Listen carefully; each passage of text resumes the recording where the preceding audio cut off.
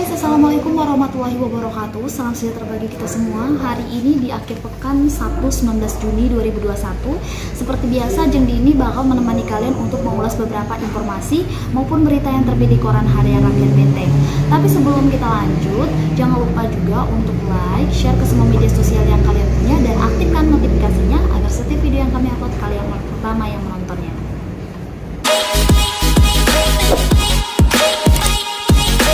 Berita utama hari ini ada mengenai penerimaan peserta didik baru tingkat SMA, SMP, dan SD secara bergulir.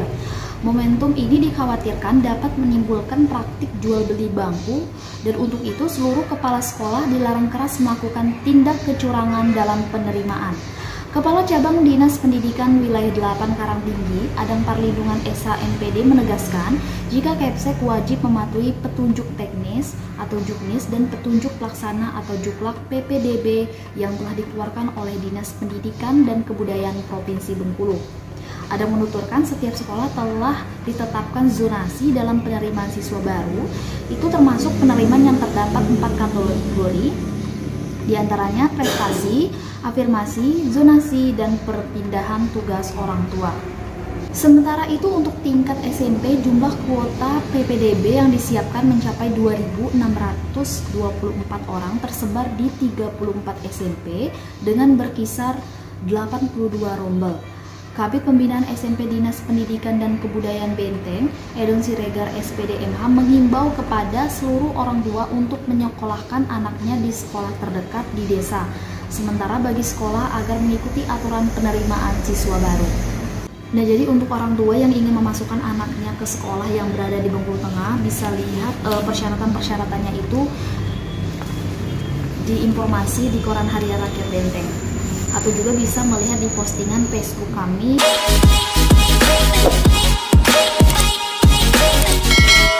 Nah, untuk berita selanjutnya ini, terduga pelaku pencurian kotak amal dibekuk.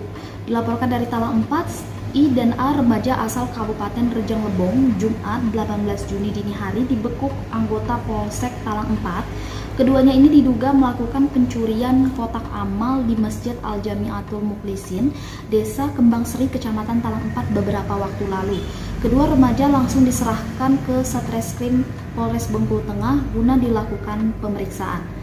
Untuk data berhasil dihimpun, kedua terduga pelaku mengendarai sepeda motor dari arah kota Bengkulu tepat di depan rumah mantan Wakil Bupati Benteng, Sabri Esos MM, Desa Kembang Seri, Kecamatan Talang 4. Sepeda motor yang dikendarai dua remaja kehabisan bahan bakar minyak.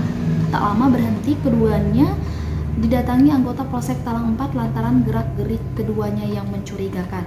Dan benar saja, setelah diinterogasi dan digeledah, polisi menemukan kunci L dan obeng. Keduanya akhirnya dibawa ke Mapolres Benteng untuk diinterogasi lebih lanjut. Kapolres Benteng AKBP Aribaroto SIK MH melalui Kapolsek Talang 4, Ibtu Budimansyah SH, mengatakan setelah ditangkap dengan anggota Polsek kemudian diserahkan ke Polres Benteng. Sementara itu, Ketua Pembangunan Masjid Amirullah membenarkan adanya penangkapan dua remaja tersebut. Amirullah juga menuturkan kejadian dibongkarnya kotak amal telah terjadi sebanyak 2 kali dengan kerugian mencapai 1,5 juta rupiah, dan aksi keduanya sempat terekam kamera CCTV.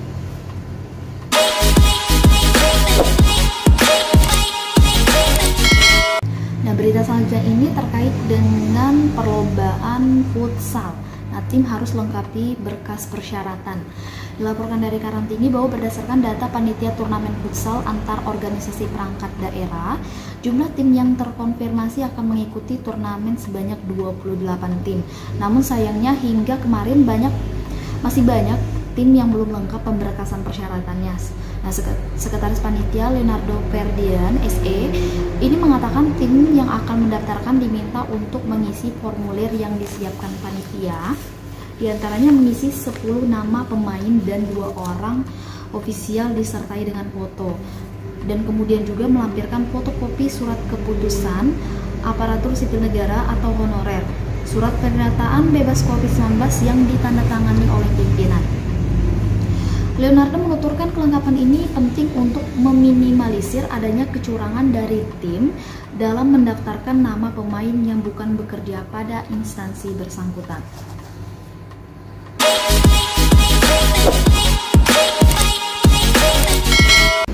Beralih dari halaman utama kita ke halaman Kota Bengkulu. Dinilai bahaya, Dinas Kesehatan antisipasi varian virus COVID-19 Delta menyebar di Kota Bengkulu. Hadirnya varian virus COVID-19 Delta di Indonesia membuat seluruh pemerintah daerah, terkhususnya pemerintah Kota Bengkulu, mengantisipasi lonjakan kasus dari varian baru tersebut yang ditakutkan menjadi penyumbang angka COVID-19 terbanyak nantinya. Karena varian virus COVID Delta dari India yang disebut 40% lebih mudah menularkan, mulai menyebar dan banyak terdeteksi di Indonesia. Nah, varian virus COVID Delta dari India ini disebutkan dapat meningkatkan risiko perawatan rumah sakit hingga 2 kali lipat.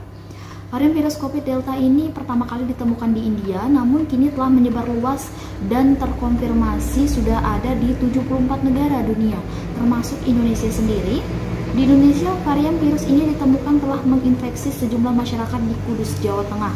Pada 18 Juni, menanggapi hal itu, Dinas Kesehatan Kota Bengkulu akan terus mengedukasi masyarakat agar selalu menjalankan protokol kesehatan dengan ketat. Apabila ada salah satu masyarakat melakukan kontak pasien COVID-19, Dinkes akan segera melakukan tracking kepada yang telah kontak erat dan sekitaran lingkungan minimal 15 orang. Nah, untuk itu, bagi teman-teman yang menonton video ini untuk selalu menaati protokol kesehatan, menjalankan protokol kesehatan. Kalau pergi keluar rumah itu harus pakai masker, terus jangan lupa juga membawa hand sanitizer dan hindari kerumunan serta menjaga jarak satu sama lainnya.